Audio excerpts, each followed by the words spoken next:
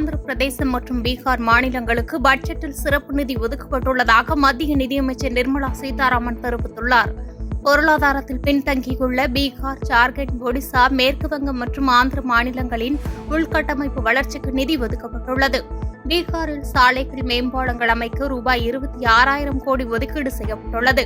பீகாரின் கயா பகுதியில் தொழில்துறை முனையம் அமைக்கப்படும் என்றும் அறிவிக்கப்பட்டுள்ளது. பீகாருக்கு வெள்ளம் மற்றும் பேரிடர் நிவாரண நிதியாக ரூபாய் 11,000 கோடி வழங்கப்படும் என்றும் அறிவிக்கப்பட்டுள்ளது. மேலும் விமான நிலையங்கள், மருத்துவமனைகள் உள்ளிட்ட உள்கட்டமைப்பு வசதிகள் மேற்கொள்ளப்படும் என்றும் தெரிவிக்கப்பட்டுள்ளது. இதேபோன்று ஆந்திர பிரதேச மாநிலத்தின் வளர்ச்சிக்காக ரூபாய் 15,000 கோடி சிறப்பு நிதி ஒதுக்கப்பட்டுள்ளது. அம்மாநிலத்தின் தலைநகராக உருவாகும் அமராவதியை மேம்படுத்த ரூபாய் 15,000 கோடி ஒதுக்கப்பட்டுள்ளது. ஆந்திரத்தில் மின்சாரம், ரயில்வே, சாலை உள்ளிட்ட பல்வேறு திட்டங்கள் கொண்டுவரப்படும் என்றும் தெரிவிக்கப்பட்டுள்ளது. அம்மாநிலத்தின் பின்தங்கியுள்ள மாவட்டங்களுக்கு கூடுதல் நிதி ஒதுக்கப்படும் என்றும் அறிவிக்கப்பட்டுள்ளது. கல்வி, தொழில்திறன் மேம்பாடு, வேலை வாய்ப்புகளுக்கு ரூபாய் 1.48 லட்சம் கோடி நிதி ஒதுக்கீடு செய்யப்படும் என்று மத்திய நிதியமைச்சர் நிர்மலா சீதாராமன் தெரிவித்துள்ளார். நாடாளுமன்றத்தில் மத்திய பட்ஜெட் 2024 தாக்கல் செய்த மத்திய நிதியமைச்சர் நிர்மலா சீதாராமன், கல்வி, தொழில்திறன் மேம்பாடு, வேலை வாய்ப்புகளுக்கு ரூபாய் 1.48 லட்சம் கோடி நிதி ஒதுக்கீடு செய்யப்பட உள்ளது என்று தெரிவித்தார். கரீப் அன்ன யோஜனா திட்டம் அடுத்த 5 ஆண்டுகளுக்கு நீட்டிக்கப்படும் என்றும், அரசின் இந்த திட்டத்தினால் 80 கோடி மக்கள் பயன்பெறுவார்கள் என்றும் கூறியுள்ளார். இதற்கு முன்னதாக பாஜக 3வது முறையாக ஆட்சியமைக்கும் வகையில் தங்களுடைய கொள்கைகள் மீது நம்பிக்கை வைத்து வாக்களித்ததற்காக மக்களுக்கு நன்றி தெரிவித்துக் கொண்டார்.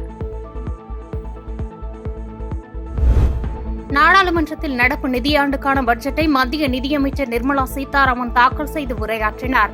அப்போது பொருளாதாரத்தில் ஏராளமான வாய்ப்புகளை உருவாக்குவதற்காக 9 முன்னுரிமைகளை அவர் அறிவித்தார். அதாவது உற்பத்தி, வேலைவாய்ப்புகளை உருவாக்குதல், சமூக நீதி, நகர்ப்புற மேம்பாடு, எரிசக்தி பாதுகாப்பு, உள்கட்டமைப்பு, புதுமை மற்றும் சீர்திருத்தங்கள் ஆகியவற்றுக்கு முன்னுரிமை அளிக்கப்படும் என அறிவித்தார். அடுத்த 2 ஆண்டுகளில் 1 கோடி விவசாயிகள் இயற்கை விவசாயத்தில் ஈடுபடுவார்கள் என நிதியமைச்சர் நிர்மலா சீதாராமன் தெரிவித்துள்ளார். நாடாளுமன்றத்தில் நடைபெற்ற பட்ஜெட் தாக்குதலில் அடுத்த 2 ஆண்டுகளில் 1 கோடி விவசாயிகள் இயற்கை விவசாயத்தில் ஈடுபடுவார்கள் என்றும், உற்பத்தியை அதிகரிக்க பெரிய அளவிலான விவசாய தொழில்நுட்ப கூட்டமைப்பு ஊக்கம் அளிக்கப்படும் என்றும் மத்திய நிதியமைச்சர் நிர்மலா சீதாராமன் உறுதியளித்துள்ளார். வேளாண் உற்பத்தியை அதிகரிக்க அரசு கவனம் செலுத்தப்படும் என்றும், பருவநிலையை தாக்குப்பிடித்து வளரும் 102 வகையான புதிய பயிர்கள் அறிமுகம் செய்யப்பட உள்ளதாக தெரிவித்தார். மேலும் அடுத்த 5 ஆண்டுகளில் நாடு முழுவதும் 1 கோடி விவசாயிகளை இயற்கை விவசாயத்திற்கு தயார் செய்வோம் என்றும், மத்திய பட்ஜெட்டில் வேளாண் துறைக்கு ரூபாய் 1.52 லட்சம் கோடி நிதி ஒதுக்கீடு செய்யப்பட்டுள்ளதாக கூறினார்.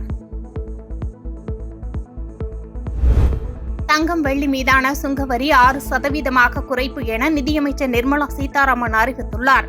சுங்கவரி குறைக்கப்படுவதால் தங்கம், வெள்ளி விலை குறைகிறது என்றும், தாமிரம் மற்றும் உருக்கு இறக்குமதி வரிகளும் குறைக்கப்படும் என்றும் தெரிவிக்கப்பட்டுள்ளது. மேலும் புதிய முறையில் வரி செலுத்துவோருக்கு தற்போதைய சலுகை மூலம் ரூபாய் 17,500 சலுகை கிடைக்கும் என நிதியமைச்சர் நிர்மலா சீதாராமன் தெரிவித்துள்ளார். நேரடி வரி விதிப்பை எளிமைப்படுத்த தொடர்ந்து முயற்சி எடுக்கப்பட்டு வருவதாகவும், வருமான வரி செலுத்துவோரில் 2 பங்கு பேர் புதிய நடைமுறைக்கு மாறியுள்ளதாக நிதியமைச்சர் தெரிவித்துள்ளார். பாதகம் செய்பவரை கண்டால் நாம் பயங்கொள்ளலாகாது பாப்பா, மோதி மிதித்து விடு பாப்பா, அவர் முகத்தில் உமிழ்ந்து விடு பாப்பா. அண்மை செய்திகளை உடனுக்குடன் தெரிந்து கொள்ள இணைந்திருங்கள். இயம்நாடு